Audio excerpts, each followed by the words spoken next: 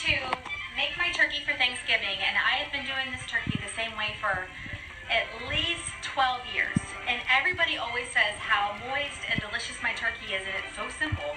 So I thought I would have my awesome daughter video me this year preparing my turkey, so maybe you can do it the same and enjoy the same easy way I've been making mine. I've got some really easy ingredients here. I have a butterball turkey.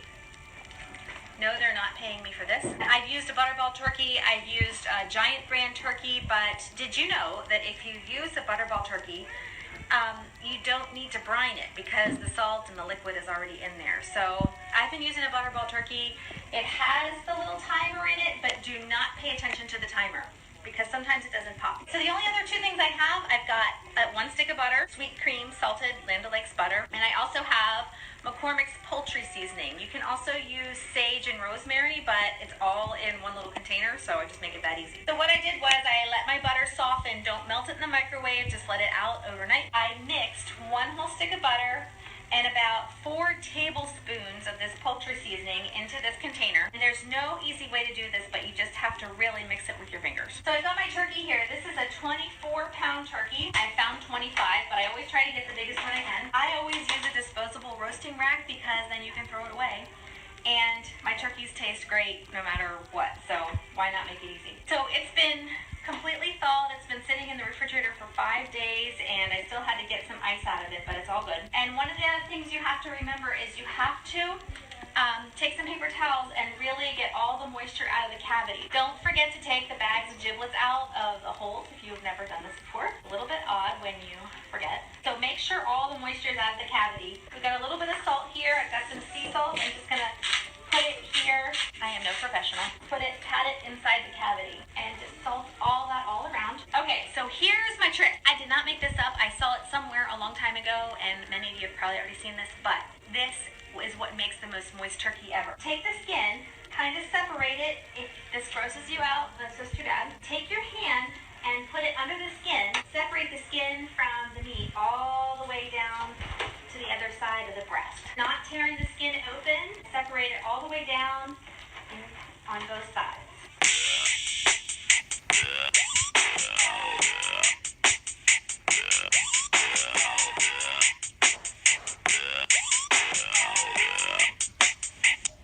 Take my hands and just take this butter and sage mixture and kind of stuff it down inside the turkey. It'll all melt inside, so you don't have to do it neat. Just try to get it even on both sides. And so what's going to happen is while the turkey's cooking, this is going to keep everything moist inside, and the butter and the sage is going to melt down into your drippings, which is going to make for an amazing gravy. But it's also going to keep it so moist. And then I always take the last bit of it and just rub it all around the outside of the turkey. And this will make for the crusty brown skin. Okay, so the next thing I'm going to do, it's that easy. I'm going to put some heavy duty foil over the top. I like to keep this on the top just like this until about the last hour, and then I take it off so the skin can get real brown. But this just keeps the top from getting too brown. And I'm going to put it into the oven. I'm going to start it at 475 for about the first 30 minutes and then turn it down to 350. Now, here's the last thing everybody needs to know to make your turkey. Look on the packet and it gives you the directions.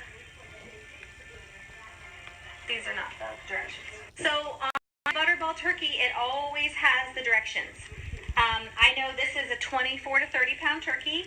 It's going to feed 16 to 18 people. Good thing. It says unstuffed to cook it 4.5 to 5 hours. So I'm going to put it in for 4.5 hours. It will not take 5 hours. It never takes that long. So there she goes. I'm going to say goodbye. I am not going to baste it because every time you open the door, the heat comes out. It does not need to be basted.